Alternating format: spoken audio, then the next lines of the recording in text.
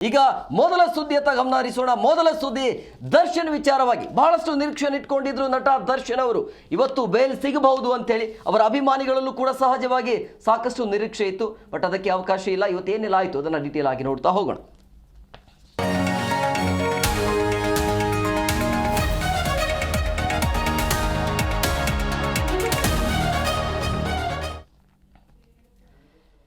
ದರ್ಶನ್ ಅಭಿಮಾನಿಗಳು ಕಾತುರದಿಂದ ಕಾಯ್ತಾ ಇದ್ರು ನಟ ದರ್ಶನ್ಗೆ ಇವತ್ತು ಏನಾಗತ್ತೆ ಅನ್ನುವಂಥದ್ದು.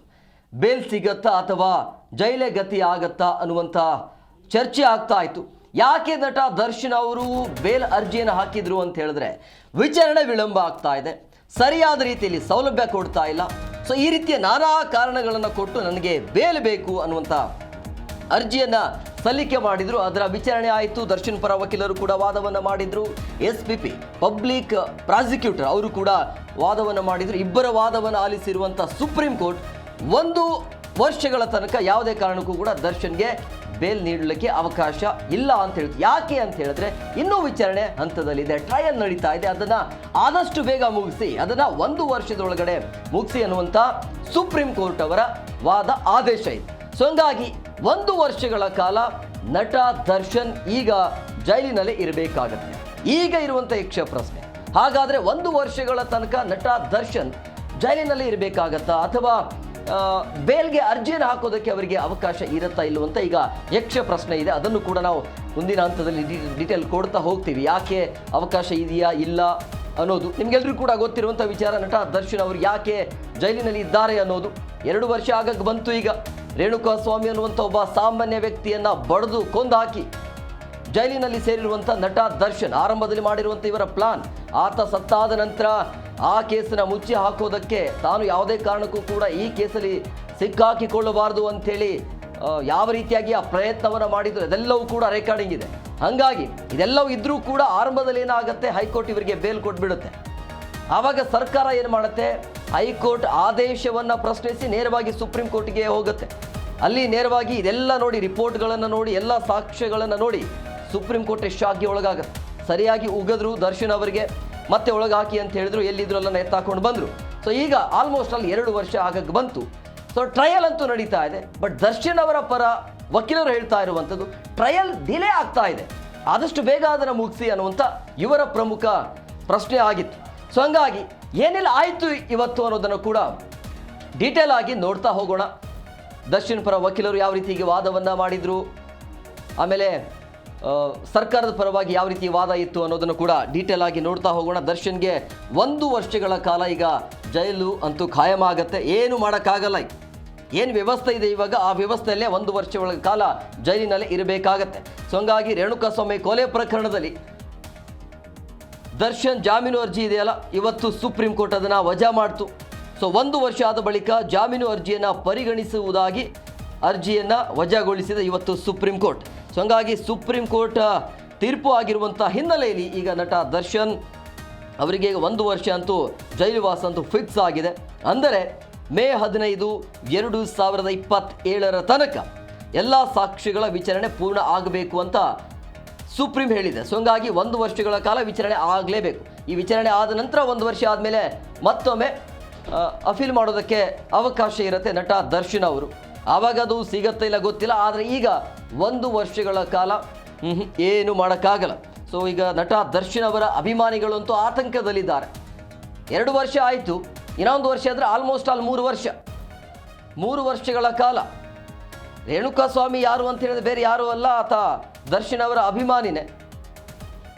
ದರ್ಶನ್ ಅವರ ಗೆಳತಿ ಪವಿತ್ರ ಗೌಡಗೆ ಏನೋ ಅಶ್ಲೀಲವಾಗಿ ಮೆಸೇಜ್ ಮಾಡಿದ್ರು ಅನ್ನುವಂಥ ಕಾರಣಕ್ಕೆ ಆತನಿಗೆ ಶೆಡ್ಗೆ ಕರ್ಕೊಂಡು ಹೋಗಿ ಚಿತ್ರಹಿಂಸೆಯನ್ನು ಕೊಟ್ಟು ಆತನ ಕೊಂದು ಬಡ್ದಾಕಿದ್ರು. ಯಾವ ರೀತಿಯಾಗಿ ಕೊಂದಿದ್ರು, ಯಾವ ರೀತಿಯಾಗಿ ಕೊಲೆ ಮಾಡಿದ್ರು ಅನ್ನೋದು ನಿಮಗೆಲ್ಲರಿಗೂ ಕೂಡ ಗೊತ್ತಿರುವಂಥ ವಿಚಾರ. ಅದೆಲ್ಲವೂ ಕೂಡ ಹಳೆ ಕತೆ. ಸೊ ಆ ಕೇಸನ್ನು ಮುಚ್ಚಿ ಹಾಕೋದಕ್ಕೆ ಪ್ರಯತ್ನ ಆಯಿತು. ಆಮೇಲೆ ಲಕ್ವ ಹೊಡೆದು ಬಿಡುತ್ತೆ ಅಂಥೇಳಿ ಒಂದು ಅರ್ಜಿಯನ್ನು ಸಲ್ಲಿಸಿದ್ರಲ್ಲ ಅವರು. ಸೊ ಹಂಗಾಗಿ ಬೇಲ್ ಕೊಡಬೇಕು ಅಂಥೇಳಿ ಅದನ್ನು ಕೋರ್ಟ್ ಓಕೆ ಅಂತ ಹೇಳಿಬಿಡ್ತು. ಅದೆಲ್ಲವೂ ಕೂಡ ಸುಳ್ಳು ಅಂತ ಗೊತ್ತಾಯಿತು.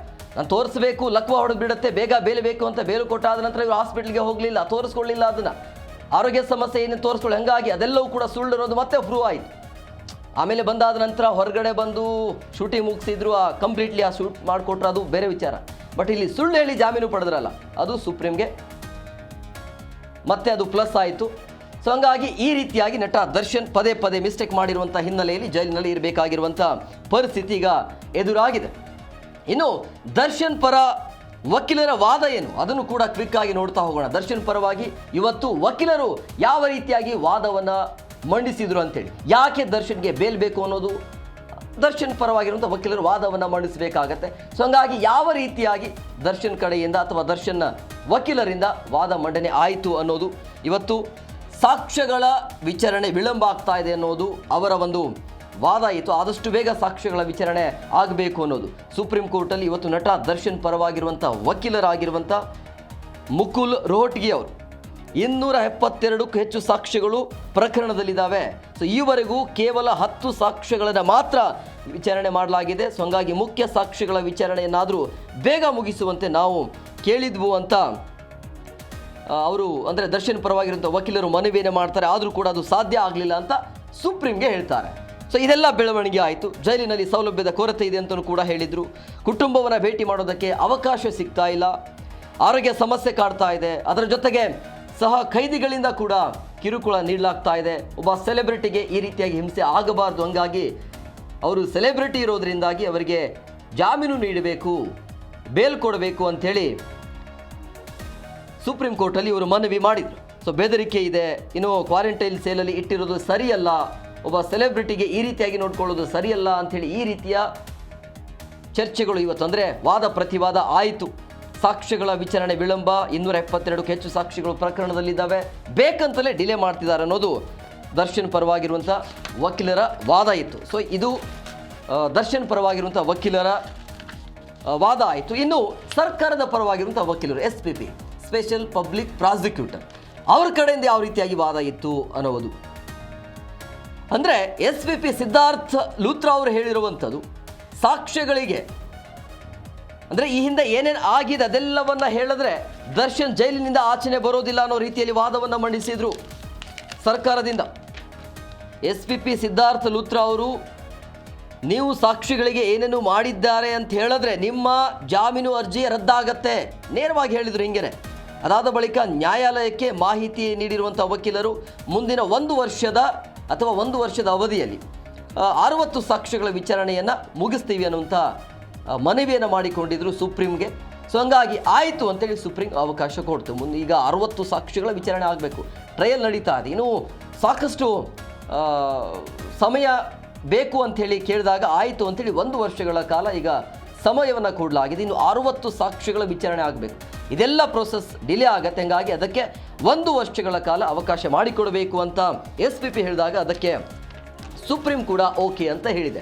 ಸೊ ಇದು ಸರ್ಕಾರದ ಕಡೆಯಿಂದ ಆಗಿರುವಂಥ ವಾದ ಅಂದರೆ SPP ಸಿದ್ಧಾರ್ಥ ಲೂಥ್ರಾ ಅವರ ವಾದ ಇತ್ತು. ಸೊ ಅದಕ್ಕೆ ಓಕೆ ಅಂತ ಈಗ ಸುಪ್ರೀಂ ಕೋರ್ಟ್ ಕೊಟ್ಟಿರುವಂಥ ಹಿನ್ನೆಲೆಯಲ್ಲಿ ಆಯಿತು ಅಂಥೇಳಿ ಈಗ 1 ವರ್ಷದ ಒಳಗಡೆ ಏನೆಲ್ಲ ಟ್ರಯಲ್ ಇದ್ದಾವೆ, ಯಾವ ರೀತಿಯಾಗಿ ಸಾಕ್ಷ್ಯಗಳು ಪರಿಪೂರ್ಣ ಆಗಬೇಕು ಅದೆಲ್ಲವೂ ಕೂಡ 1 ವರ್ಷದ ಒಳಗಡೆ ಅಂದರೆ 2027 ಮೇ 15ರ ಒಳಗಡೆ ಆಗಬೇಕು ಅಂಥೇಳಿ ಸುಪ್ರೀಂ ಕೋರ್ಟ್ ಈಗ ಆದೇಶ ಕೊಟ್ಟಿದೆ. ಅಲ್ಲಿಯ ತನಕ ಯಾವುದೇ ರೀತಿಯಾಗಿ ಅವಕಾಶ ಇರೋದಿಲ್ಲ ದರ್ಶನ್ಗೆ ಬೇಲ್ ಅರ್ಜಿಯನ್ನು ಹಾಕೋದಕ್ಕೆ.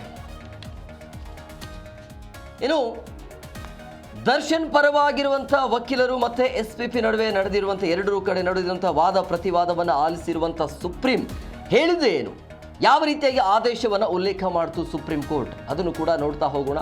ಯಾವೆಲ್ಲ ಅಂಶಗಳು ಉಲ್ಲೇಖ ಮಾಡಿದೆ, ಏನು ಮಾಡಬೇಕು, ಈ ಪ್ರೋಸೆಸ್ ಎಷ್ಟು ಬೇಗ ಮುಗಿಬೇಕು ಅಂಥೇಳಿ ಈಗಾಗಲೇ ಕೂಡ ಸರ್ಕಾರಕ್ಕೆ ಅಂದರೆ ಪಬ್ಲಿಕ್ ಪ್ರಾಸಿಕ್ಯೂಟರ್ಗೆ ಕೂಡ ಮಾಹಿತಿಯನ್ನು ಕೊಟ್ಟಿರುವಂಥದ್ದು. ಸೊ ಹಂಗಾಗಿ ಈ ಪ್ರಕರಣದ ವಿಚಾರಣೆ ನಿಧಾನಗತಿ ಆಗ್ತಿದೆ ಅಂತಲೂ ಕೂಡ ಬೇಸರವನ್ನು ಹೊರಹಾಕ್ತು ಸುಪ್ರೀಂ ಕೋರ್ಟ್ ನ್ಯಾಯಮೂರ್ತಿ ಆಗಿರುವಂಥ ಜಸ್ಟಿಸ್ JB ಪಾರ್ದಿವಾಲಾ ಮತ್ತು ಜಸ್ಟಿಸ್ ವಿಜಯ್ ಬಿಷ್ಣೋಯ್ ಅವರ ಪೀಠ ಇವತ್ತೇನು ವಿಚಾರಣೆ ಮಾಡ್ತಲ್ಲ. ಸೊ ಕೋರ್ಟ್ ಈ ರೀತಿಯಾಗಿ ಅಂದರೆ ಪ್ರಕರಣದ ವಿಚಾರಣೆ ತುಂಬ ನಿಧಾನ ಆಗಿದೆ. 272 ಸಾಕ್ಷಿದಾರರಲ್ಲಿ ಕೇವಲ ಕೆಲವು ಮಂದಿಯ ವಿಚಾರಣೆ ಮಾತ್ರ ಆಗಿದೆ. ಸೊ ಇದರಿಂದ ನ್ಯಾಯ ಪ್ರಕ್ರಿಯೆ ವಿಳಂಬ ಆಗ್ತಾ ಇದೆ, ಅದು ಆಗಬಾರ್ದು ಅನ್ನೋದು. ಇನ್ನು ಮುಂದಿನ 1 ವರ್ಷದ ಒಳಗಡೆ ಪ್ರಕರಣ ಏನಿದೆ ಅದು ಮುಗಿಯಬೇಕು ಅಂತೇಳಿ. ಸೊ ಆ ಅವಧಿಯಲ್ಲಿ ಹೊಸ ಜಾಮೀನು ಅರ್ಜಿಯನ್ನು ಅಲ್ಲಿಯ ತನಕ ಅಂದರೆ ಹೊಸ ಜಾಮೀನು ಅರ್ಜಿಯನ್ನು ಹಾಕಬಾರ್ದು ಅಂಥೇಳಿ ದರ್ಶನ್ಗೆ ಸೂಚನೆಯನ್ನು ಕೊಡಲಾಗಿದೆ. ಅಂದರೆ ಟ್ರಯಲ್ ಮುಗಿಯೋ ತನಕ ಅವಕಾಶ ಇಲ್ಲ ಅಂತ. ಸೊ 1 ವರ್ಷದೊಳಗಡೆ ವಿಚಾರಣೆಯನ್ನು ಪೂರ್ಣ ಮಾಡಬೇಕು ಅಂತೇಳಿ, ಒಂದು ವೇಳೆ ಪೂರ್ಣ ಆಗಿಲ್ಲ ಅಂತ ಹೇಳಿದ್ರೆ ಜಾಮೀನು ಅರ್ಜಿಯ ವಿಚಾರಣೆ ಏನಿರುತ್ತೆ ಅದನ್ನು ಪರಿಗಣನೆ ಮಾಡಬಹುದು ಅನ್ನುವಂಥದ್ದು ಕೋರ್ಟ್ ಹೇಳಿದೆ. ಈಗ 1 ವರ್ಷದ ಒಳಗಡೆ ಆಗಬೇಕಾಗಿರುವಂಥ ಟ್ರಯಲ್ ಮುಕ್ತಾಯ ಆಗಿಲ್ಲ ಅಂತೇಳಿ ದರ್ಶನ್ಗೂ ಕೂಡ ಅವಕಾಶ ಇರುತ್ತೆ ಜಾಮೀನು ಅರ್ಜಿಯನ್ನು ಸಲ್ಲಿಕೆ ಮಾಡೋದಕ್ಕೆ, ಪ್ರಶ್ನೆ ಮಾಡಬಹುದು. ಸುಪ್ರೀಂ ಕೋರ್ಟ್ ಅವಕಾಶ ಕೊಟ್ಟಿದ್ರು ಕೂಡ ನಮಗೆ ಇದುವರೆಗೂ ಕೂಡ ಸಾಕ್ಷ್ಯ ಒಂದು ಟ್ರಯಲ್ ಮುಗ್ದಿಲ್ಲ ಅಂತೇಳಿ ಕೂಡ ಆ ರೀತಿ ವಾದ ಮಾಡೋದಕ್ಕೂ ಕೂಡ ಅವಕಾಶ ಇರುತ್ತೆ ದರ್ಶನ್ಗೆ. ಸೊ ಈಗ ಇದೆಲ್ಲ ಆಯ್ತಲ್ಲ ಬೆಳವಣಿಗೆ, ಇನ್ನೇನು ಮಾಡೋಕ್ಕಾಗತ್ತೆ ದರ್ಶನ್ ಅವರಿಗೆ? 1 ವರ್ಷಗಳ ಕಾಲ ಈಗ ನಟ ದರ್ಶನ್ ಜೈಲಿನಲ್ಲೇ ಇರಬೇಕಾಗತ್ತೆ. ಏನು ಮಾಡಬಹುದು ಮುಂದೆ ದರ್ಶನ್ಗೆ, ಏನೆಲ್ಲ ಆಯ್ಕೆ ಇರುತ್ತೆ? ಹಾಗಾದರೆ ಹೇಗೆ 1 ವರ್ಷಗಳ ಕಾಲ ಜೈಲಿನಲ್ಲೇ ಕಳೆದಾದರೆ ಏನು ಅಂದರೆ ಹಬ್ಬ ಹರಿದಿನಗಳೇನು ಇರ್ತಾವಲ್ಲ ಅದೆಲ್ಲವೂ ಕೂಡ ಜೈಲಿನಲ್ಲಿ ಈಗ ಆಚರಣೆ ಮಾಡಬೇಕಾಗತ್ತೆ. ಸೊ ಹಂಗಾಗಿ ಟ್ರಯಲ್ ಮುಗಿಯ ತನಕ ಜೈಲಿನಲ್ಲೇ ಇರಬೇಕಾಗಿರುವಂಥ ಪರಿಸ್ಥಿತಿ ಈಗ ಸುಪ್ರೀಂ ಕೋರ್ಟಿಗ ಸ್ವತಃ 1 ವರ್ಷದ ಗಡುವು ಕೊಟ್ಟಿರುವಂಥ ಹಿನ್ನೆಲೆ ಅಷ್ಟರ ಒಳಗಡೆ ಮತ್ತೆ ಬೇಲ್ ಕೊಡುವಂಥ ಸಾಧ್ಯತೆ ಅಂತೂ ಇಲ್ಲ, ತೀರಾ ಕಡಿಮೆ ಅದು. ಯಾಕೆಂದರೆ 1 ವರ್ಷ ಟೈಮ್ ಸುಪ್ರೀಂ ಕೋರ್ಟೇ ಕೊಟ್ಟಿರುವಂಥ ಹಿನ್ನೆಲೆಯಲ್ಲಿ ದರ್ಶನ್ಗೆ ಇದೆಲ್ಲವೂ ಕೂಡ ಹಿನ್ನಡೆ ಆಗತ್ತೆ. ಸೊ ಹಂಗಾಗಿ ಬರುವಂಥ ಹಬ್ಬಗಳು ಇರ್ತಾವಲ್ಲ, ಏನೇ ಹಬ್ಬ ಇರಲಿ, ಧಾರ್ಮಿಕ ಹಬ್ಬಗಳು ಬಂದಾಗ ಅದೆಲ್ಲವೂ ಕೂಡ ಜೈಲಿನಲ್ಲಿ ಆಗಬೇಕು. 1 ವರ್ಷದಲ್ಲಿ ಗಣೇಶ ಹಬ್ಬ ಆಗಿರ್ಬೋದು, ದೀಪಾವಳಿ ಆಗಿರ್ಬೋದು, ಆ ಎಲ್ಲ ಹಬ್ಬಗಳು ಜೈಲಿನಲ್ಲೇ ಆಚರಣೆ ಮಾಡಬೇಕಾಗತ್ತೆ ನಟ ದರ್ಶನ್ಗೆ. ನಿಜವಾಗ್ಲೂ ಕೂಡ ಬೇಸರ ಆಗತ್ತೆ ಅವರ ಅಭಿಮಾನಿಗಳಿಗೆ ಇದೆಲ್ಲವನ್ನು ನೋಡ್ತಾ ಇದ್ರೆ.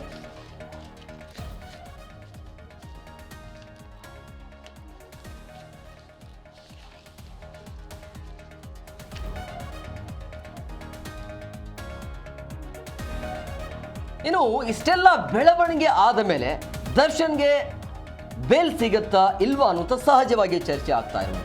ಹಾಗಾದರೆ ಯಾವೆಲ್ಲ ಅಂಶಗಳ ಆಧಾರದ ಮೇಲೆ ದರ್ಶನ್ಗೆ ಬೇಲ್ ಸಿಗಬಹುದು, ಅವಕಾಶ ಇದೆಯಾ? ಈ 1 ವರ್ಷದ ಒಳಗಡೆ ನಟ ದರ್ಶನ್ಗೆ ಬೇಲ್ ಸಿಗುವಂಥ ಸಾಧ್ಯತೆ ಇದೆಯಾ ಅಂತಲೂ ಕೂಡ ನೋಡ್ತಾ ಹೋಗೋಣ. ಖಂಡಿತ ಇದೆ, ಬಟ್ ಅದು ತೀರಾ ಕಡಿಮೆ. ಬೇಲ್ ಸಿಗತ್ತೆ ಅಂತಲೂ ಕೂಡ ಹೇಳೋಕ್ಕಾಗಲ್ಲ, ಅಥವಾ ಅಪ್ಲಿಕೇಶನ್ ಹಾಕಬಾರ್ದು ಅಂತಲೂ ಕೂಡ ಹೇಳೋಕ್ಕಾಗಲ್ಲ. ಇನ್ನು ಮೇಲೆ ಟ್ರಯಲ್ ಹೇಗೆ ನಡೆಯುತ್ತೆ ಅದರ ಮೇಲೆ ಭವಿಷ್ಯ ನಿರ್ಧಾರ ಆಗುತ್ತೆ ನಟ ದರ್ಶನ್ ಅವರು. ಸೊ ಹಂಗಾಗಿ ನಟ ದರ್ಶನ್ ಅವರಿಗೆ ಮತ್ತೆ ಬೇಲ್ ಸಿಗುವ ಸಾಧ್ಯತೆ ಅಂತೂ ತೀರಾ ಕಡಿಮೆ. ಯಾವ ರೀತಿಯಾಗಿ ಅಂತ ಹೇಳಿದ್ರೆ ಸಿಗಬಹುದು ಅಂತ ಹೇಳಿದ್ರೆ 1 ವರ್ಷದ ಒಳಗಡೆ ಸಾಕ್ಷಿದಾರರ ವಿಚಾರಣೆ ಪೂರ್ಣ ಆಗಿಲ್ಲ ಅಂತ ಹೇಳಿದ್ರೆ ಪ್ರಶ್ನೆ ಮಾಡೋದಕ್ಕೆ ಮತ್ತೊಮ್ಮೆ ಸುಪ್ರೀಂಗೆ ಹೋಗೋದಕ್ಕೆ ಅವಕಾಶ ಇರುತ್ತೆ. ಸುಪ್ರೀಂ ಆದೇಶ ಕೊಟ್ಟರೂ ಕೂಡ ಟ್ರಯಲ್ ಮುಗಿತಾ ಇಲ್ಲ ಅಂಥೇಳಿ ವಾದವನ್ನು ಅಲ್ಲಿ ಮಾಡಬಹುದು, ಅದೊಂದು ಅವಕಾಶ ಇದೆ. ಇನ್ನು ಟ್ರಯಲ್ ನಿಧಾನ ಆಯಿತು ಅಂತ ಹೇಳಿದ್ರೆ, ಈಗ ಸಾಕ್ಷಿಗಳ ವಿಚಾರಣೆ ಏನಾದರೂ ನಿಧಾನ ಆಯಿತು ಅಂತ ಹೇಳಿದ್ರೆ ಅದಕ್ಕೂ ಕೂಡ ಅವಕಾಶ ಇರುತ್ತೆ. ಇದೆಲ್ಲ ಆಗ್ತಾ ಇಲ್ಲ, ನಮಗೆ ಬೇಲ್ ಕೊಡಿ ಅಂಥೇಳಿ. ಆಮೇಲೆ ಪ್ರಾಸಿಕ್ಯೂಷನ್ ಏನಾದರೂ ವಿಳಂಬ ಮಾಡಿದ್ದೇ ಆದಲ್ಲಿ 1 ವರ್ಷದ ಒಳಗಡೆ ಟೈಮ್ ಕೊಟ್ಟಿದ್ದಾರೆ, ಆ ಟೈಮ್ ಒಳಗಡೆ ಏನಾದರೂ ಕಂಪ್ಲೀಟ್ ಆಗಿಲ್ಲ ಅಂತ ಹೇಳಿದ್ರೆ ಈ ಎಲ್ಲ ಅಂಶಗಳ ಆಧಾರದ ಮೇಲೆ ಬಹುಶಃ ಸಿಗುವಂಥ ಸಾಧ್ಯತೆ ಅಂತೂ ಕಡಿಮೆ. ಸಿಗಬಹುದು, ಹೇಳೋಕ್ಕಾಗಲ್ಲ. ಅಲ್ಲಿ ಟ್ರಯಲ್ ಯಾವ ರೀತಿಯಾಗಿರುತ್ತೆ, ಟ್ರಯಲ್ ಹೇಗೆ ನಡೆಯುತ್ತೆ ಅನ್ನೋದ್ರ ಮೇಲೆ ದರ್ಶನ್ ಅವರ ಭವಿಷ್ಯ ನಿರ್ಧಾರ ಆಗತ್ತೆ. ಸೊ ಈ ಮೇಲ್ನೋಟಕ್ಕೆ ನೋಡ್ತಾ ಇದ್ರೆ ಸಿಗೋದು ತೀರಾ ಕಡಿಮೆ. 1 ವರ್ಷ ಅಂತ ಹೇಳ್ತಾರೆ, 1 ವರ್ಷ ಆದಮೇಲೆ ಏನು ಬೇಕಾದರೂ ಆಗ್ಬೋದು. ಬಟ್ 1 ವರ್ಷದ ಒಳಗಡೆ ಹೇಳ್ತಾ ಇರುವಂಥ ಪ್ರೊಸೆಸ್ ಇದು. 1 ವರ್ಷದ ಒಳಗಡೆ ಸುಪ್ರೀಂ ಹೇಳಿರುವ ರೀತಿಯ ಸರ್ಕಾರ ಪಾಲನೆ ಮಾಡಲಿಲ್ಲ ಅಥವಾ ಇಲ್ಲಿ ಕೋರ್ಟ್ ಅದನ್ನು ಸರಿಯಾಗಿ ಪಾಲಿಸಿಲ್ಲ ಅಂತ ಹೇಳಿದ್ರೆ ಬಹುಶಃ ಸಿಗುವಂಥ ಸಾಧ್ಯತೆ ಇರುತ್ತೆ. ಮತ್ತೆ ವಿಚಾರಣೆ ಆಗಬೇಕು, ಮತ್ತೆ ಸಮಯ ಬೇಕು ಅಂದರೆ ಮತ್ತೆ ಸಮಯ ಕೊಡುವಂಥ ಸಾಧ್ಯತೆಯೂ ಕೂಡ ಇರುತ್ತೆ. ಸೊ ಹಂಗಾಗಿ ಕಷ್ಟ ಸಾಧ್ಯ ದರ್ಶನ್ಗೆ ಬೇಲ್ ಸಿಗೋದು, ಇನ್ನು 1 ವರ್ಷ ಕಷ್ಟ ಅಂತಲೇ ಹೇಳ್ಬೋದು. ಸೊ ಈಗ ಇದೆಲ್ಲ ಬೆಳವಣಿಗೆ ಆಯ್ತಲ್ಲ, ಇನ್ನು ಮೇಲೆ ಏನಾಗುತ್ತೆ? ಈಗ ಸುಪ್ರೀಮಲ್ಲಿ ಕೂಡ ಹೋಗಾಯಿತು, ಸುಪ್ರೀಂ 1 ವರ್ಷಗಳ ಕಾಲಾವಕಾಶ ಕೊಟ್ಟಿದೆ. ಅಲ್ಲಿ 1 ವರ್ಷದ ಒಳಗಡೆ ಇರುವಂಥ ಸಾಕ್ಷಿಗಳನ್ನು ವಿಚಾರಣೆ ಏನಿದೆಯಲ್ಲ ಅದನ್ನು ಕಂಪ್ಲೀಟ್ ಆಗಿ ಮುಗಿಸಿ ಅಂತೇಳಿ. ಸೊ ಹಂಗಾಗಿ ಮುಂದೆ ಏನು ಮಾಡಬಹುದು ಕೋರ್ಟ್ ಅನ್ನೋದು. ಸೊ ಈಗ ಏನಾಗುತ್ತೆ, ಇನ್ನು ಮೇಲೆ ದಿನನಿತ್ಯ ಟ್ರಯಲ್ ಆಗಬೇಕಾಗತ್ತೆ. ಬೆಂಗಳೂರಿನಲ್ಲಿ ಈಗ ಟ್ರಯಲ್ ಕೋರ್ಟಲ್ಲಿ ದಿನನಿತ್ಯ ವಿಚಾರಣೆ ನಡೆಯುತ್ತೆ. ಸಾಕ್ಷಿದಾರ ಹೇಳಿಕೆಗಳು ದಾಖಲಾಗಬೇಕಾಗತ್ತೆ. ಇನ್ನು ಆರೋಪ ಸಾಬೀತಾದರೆ ಶಿಕ್ಷೆ ಆಗುವಂಥ ಸಾಧ್ಯತೆ ಇರುತ್ತೆ. ಈ ಟ್ರಯಲ್ ಹೇಗೆ ನಡೆಯುತ್ತಲ್ಲ ಅದರ ಮೇಲೆ ದರ್ಶನ್ ಅವರ ಭವಿಷ್ಯ ನಿರ್ಧಾರ ಆಗುತ್ತೆ. ಸೊ ಇದು ಭಾಳ ಇಂಪಾರ್ಟೆಂಟ್. ಇನ್ನು ಸಾಕ್ಷ್ಯ ಪೂರ್ತಿಯ ಮೇಲೆ ಅಂತಿಮ ತೀರ್ಪು ಬರುತ್ತೆ. ಅಂದರೆ ಟ್ರಯಲ್ ಹೇಗೆ ನಡೆಯುತ್ತೆ, ಆ ಟ್ರಯಲ್ ಆದ ನಂತರ ಕೊನೆಗೆ ಪಿಕ್ಚರ್ ಇರುತ್ತಲ್ಲ ಅದು ಬಹಳ ಇಂಪಾರ್ಟೆಂಟ್ ಆಗುತ್ತೆ.